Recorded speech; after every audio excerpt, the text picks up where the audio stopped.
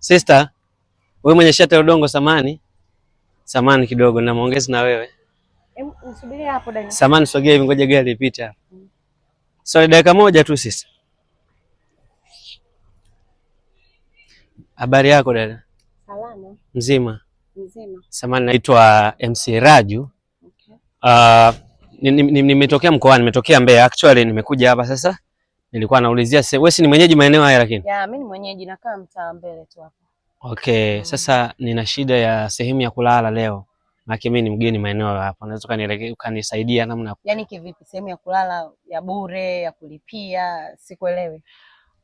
Namaanisha tu yani sehemu yote nitakayoweza kulala mpaka. So hata kama ya kulipia hamna shida.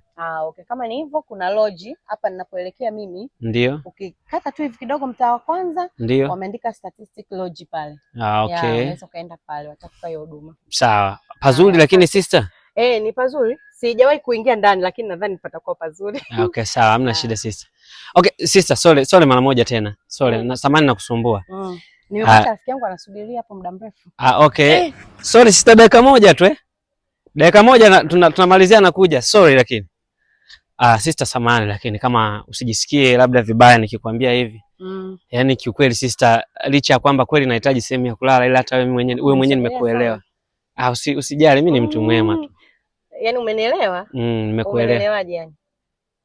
Yaani nimekupenda, nahitaji labda tukienda pale lodge. Yaani Tanzania hamsaidiwi. Yaani umesema unataka sehemu ya kwenda kulala, nimekuelekeza. Sasa hivi umenielewa.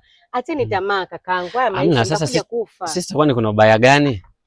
Yaani hakuna ubaya wowote mimi kukueleza ili hisia zangu za moyoni kwamba nimekupenda. Nimeshakuelekeza lodge. Ukifika kule watakwambia na watu waelewe vizuri, utawakuta kule. Mimi sio mtu wa type hiyo kaka. Sawa, naelewa na mimi ninavyokuona naona sio mtu wa type hiyo, lakini ninaomba tu na mimi unisaidie. Hakuna ubaya wowote. Hamna kusaidiana kaka.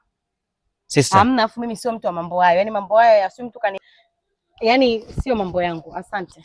Sikiliza sister. Sikiliza. Basi tufanye hivi. Mimi nipotezea muda unajua. Sawa, sorry lakini kwa kupotezea muda. Nitalipia hata huo muda basi. Naomba mimi nisaidie, nitakutoa 50,000. Mimi nitakupa 50,000 mara moja tu. 50,000 nakupa mara moja tu. Unasema 50,000? 50,000 cash au utamtumia Tigo Pesa? Yaani ni wewe tu, ukitaka nikutumie, ukitaka nikupe cash na ikiwezekana naweza kukupa advance hapa. Sasa usielewa. Eti hamna shida. Sasa hapa naona watu wako mbali, yule rafiki yako sidhani kama naona yuko busy kule. Basi hiyo haina shida, basi tufanye haraka ili tuwahi. Eti ili nisimwache rafiki yangu. Basi sawa.